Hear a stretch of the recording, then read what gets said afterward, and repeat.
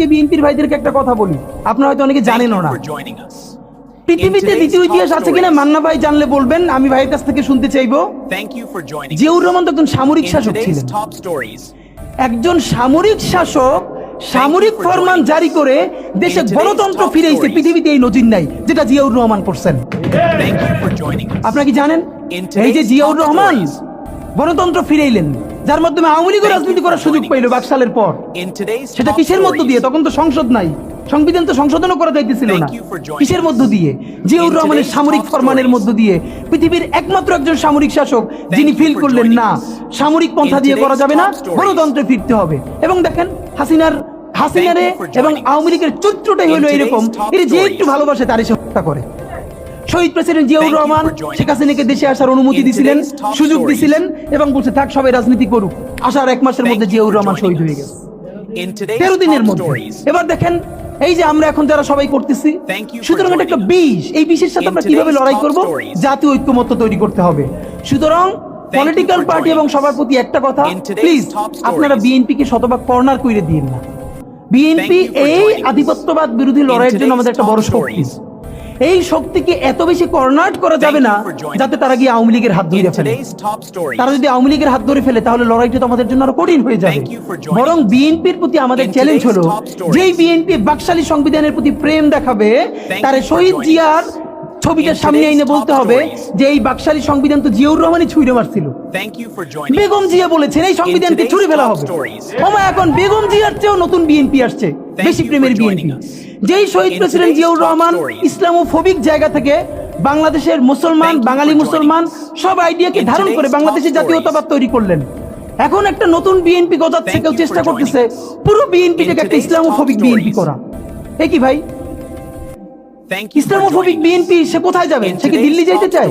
আমাকে আমাদের বিএনপির এক আপা টকশোতে বললো, আমসে তিনি লজ্জায় মরে যান, একটা মেয়ে কিভাবে এরকম একজনের বাসার সামনে বকাঝকা করতে পারে। তার মেয়ের সামনে তিনি এখনো যদি ধমক দেন, মেয়ে কান্না করে ফেলবে। আর তার মেয়ের বয়সী মেয়েরা রাস্তায় এসে তারপর এরকম গালিগালাজ করতেছে একজন বয়োবৃদ্ধ মানুষকে। মানে মনে চায় কি, মাঝে মধ্যে মনে চায় আপনি কিছু বলবেন না, চক্ষু বন্ধ করে থাকবেন। মানে আমি উঠে বলবো করে যে আপনার এই মেয়ে ঠিকই তো আছে, ও তো জুলাইতে রাস্তায় নামে নাই। যেই মেয়ে গালিগালাজ করে ও তো জুলাইতে নামে ওর ঘর সংসার হারানোর পালা হয়েছে। একটা মেয়ের স্টেটমেন্ট দেখছেন, একটা মেয়ে বলতেছে যে আমি তো ইন্টার ফেল, টাইনে টিনে পাস করছি, আমি কোটা মোটা দিয়ে কি করব? কি ভীষণ সত্য উচ্চারণ, বলতেছে এই কোটা দিয়ে আমি কি করব? আমি তো টাইনে টিনে ইন্টার পাস করছি, আমি ফেল করছি, আমার কয়দিন পর বিয়ে হয়ে যাবে। কিন্তু আমার ভাইয়ের রক্ত দেখে আমি থামতে পারি না, আমি রাজপথে নামে আসছি। তা আপনারা রাজনীতিবিদরা যারা এই কথা বলেন না, আপনাদের বাচ্চারা ও লেভেল লেভেল পড়ে, এরপরে বিদেশ চলে যায়। যে কয়েকদিন ক্ষমতায় থাকেন দেশে এসে ঘুরে ফিরে আবারও বিদেশ চলে যায়। তা আপনার বাচ্চা তো বাংলাদেশে থাকেও না, বাংলাদেশে পড়ার। এবং দেখেন ছাত্র রাজনীতির পক্ষে তারা মরে যায়। একটা বাংলাদেশের পারলে আপনারা বলেন প্রধান সারির কোন রাজনৈতিক দলের কোন নেতার সন্তানেরা তার দলের ছাত্র রাজনীতি করে? একজন বলেন যে প্রত্যেকটা রাজনৈতিক দলের প্রথম 5-10 জন নেতার নাম বলেন। আমরা বলেছি ছাত্র রাজনীতি থাকতে হবে, লেজুরবাদী ছাত্র রাজনীতি না, ক্যাম্পাসে ছাত্র সংসদ হবে। কিন্তু খুব যুক্তি দেওয়ার চেষ্টা করেন। তখন যখন বললাম যে আপনার সন্তান কি ছাত্র রাজনীতি করে, যদি বিএনপি হন আপনার ছেলে কি ছাত্র দল করে, যদি জামাত হন আপনার ছেলে কি ছাত্র শিবির করে, কোনোভাবে ইন্টার পাস পর্যন্ত করে, তারপর তো বিদেশ পাঠাই দেন। আপনার নিজের ছেলের এত ভালোবাসেন, মেয়েরে ভালোবাসেন, বিদেশ পাঠাই নিরাপদ রাখেন, আর এইখানে অন্যের সন্তানরা এসে জীবন যুদ্ধ করাইতেছেন, যে খুব দেশ উদ্ধার করতেছেন। এইসব ভণ্ডামির একটা পর্যায়ে থাকে, এগুলো বন্ধ করতে হবে। এখন যেটা ব্যাপার, আপনারা এই যে ইসের ব্যাপারে দেখেন, গত 1 বছরের ব্যাপারে আপনাদেরকে বিনীত আকারে বলি, মিডিয়ার ভাইরা যেটা করছেন না, গত 1 বছরে বাংলাদেশে তো গৃহযুদ্ধ হওয়ার কথা ছিল, 1000 বার বলেছি। আওয়ামী লীগ নিজে বলেছে তার পতন হলে 5 লক্ষ মানুষ মারা যাবে। এটা সে কেন বলেছে? এটা শুধু এই কারণে বলে নাই আওয়ামী লীগকে ভয় দেখানোর জন্য না, সে জানে অনেস্টলি সে কত মানুষকে গুম করেছে, খুন করেছে, হত্যা করেছে। এই প্রত্যেকটা পরিবারের একজন করে মানুষ যদি আওয়ামী লীগের বিরুদ্ধে রুখে দাঁড়ায়, তাহলে তো আওয়ামী লীগের এখানে আও থাকার কথা না। আপনি ভাবেন পিলখানা থেকে শুরু করেন, যতজন অফিসার, সাপ্লাই, যত গণহত্যা, এরপরে নিরাপদ সড়ক আন্দোলন থেকে শুরু করে প্রত্যেকটা জায়গায়, সর্বশেষ জুলাইয়ে মিনিমাম যে 1500 শহীদ, এই প্রত্যেকটা শহীদ পরিবার থেকে একজন যদি জান বাজির এইখানে নামে, তাহলে এখানে কি অবস্থা হওয়ার কথা ছিল বলেন? অথচ অবাক হই, এইরকম গণহত্যার পরেও জুলাইয়ের শহীদের কোনো পরিবার কোনো রিভেঞ্জ নিল না। এবং এখানে অবশ্যই বিএনপি, জামাত ইসলামী, অপরাপর প্রধান রাজনৈতিক দলকে আমরা ধন্যবাদ দিয়েছি। তারা অত্যন্ত বিচক্ষণতার পরিচয় দিয়েছে, তারা রিভেঞ্জ নেয় নাই, মানুষকে দমিয়ে রেখেছে। কিন্তু এই গত এক বছরে, এবং খেয়াল করেন মবের একাডেমিক সংজ্ঞা যদি ধরি, আমাকে খালেদ মহিউদ্দিন ভাইও জিজ্ঞেস করবার চেষ্টা করলো একই টকশোতে, মানে মব কি মানে হইলো, মবের এখন ভালো সংজ্ঞা হইছে যেইটা আপনার বিরুদ্ধে হবে, এই এস্টাবলিশমেন্টের বিরুদ্ধে, সেইটা হইলো মব। আর যেইটা আপনার শত্রুর বিরুদ্ধে হবে ওইটা মব না, ওইটা হলো মুক্তিযুদ্ধ। বাংলাদেশের স্বাধীনতার ইতিহাসে সবথেকে নিকৃষ্টতম ভয়াবহ মবের নাম শাহবাগের সন্ত্রাস। যেই শাহবাগের সন্ত্রাসের মধ্য দিয়ে বাংলাদেশের প্রথম বিপরীত রাষ্ট্রকল্প তৈরি করে এখানের প্রত্যেকটা রাষ্ট্রীয় প্রতিষ্ঠানকে ধ্বংস করা হয়েছে।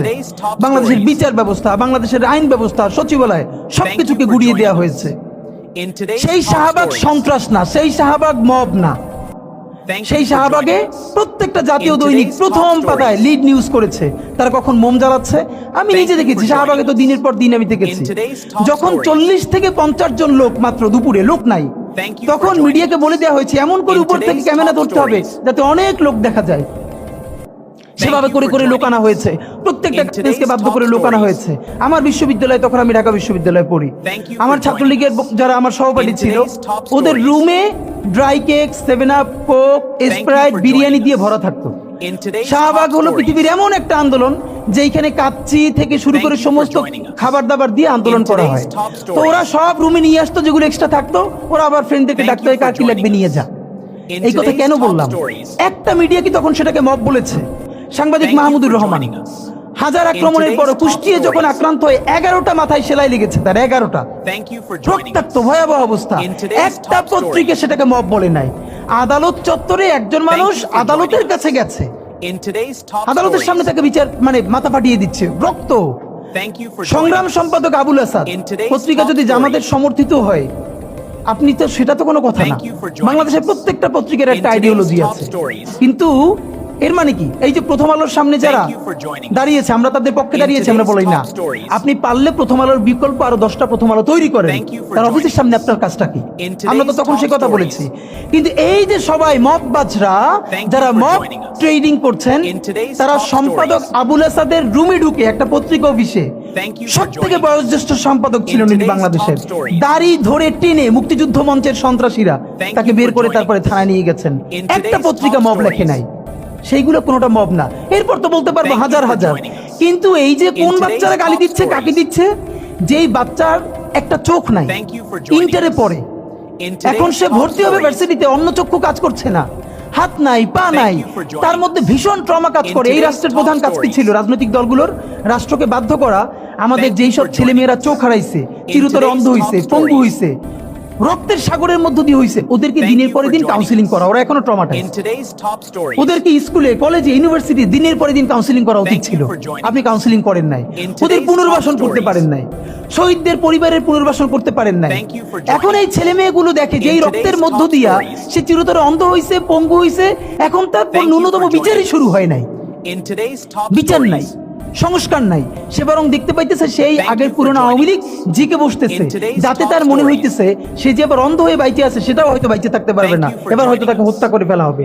সেই রিয়েকশনে সে কাউকে গালি দিচ্ছে। এই গালিকে আপনার এত অপবিত্র মনে হয়, কিসের সাথে তুলনা দেন? গত 15 বছর যার তুলনা একমাত্র জাহান্নামের সাথে হইতে পারে। তো আপনারা কি বুঝাইতে চান আমাদেরকে? এগুলো মনে করেন আমরা বুঝি না? নাম ধরে বললে পলিটিক্যাল পার্টিগুলো বেশি প্রেসার ফিল করে। আমার হেড বিভিন্ন টিভি থেকে ফোন করে বলে, ভাই আপনার সাথে তো অমুক দলের অথবা অমুক দলের কেউ আসতে চায় না।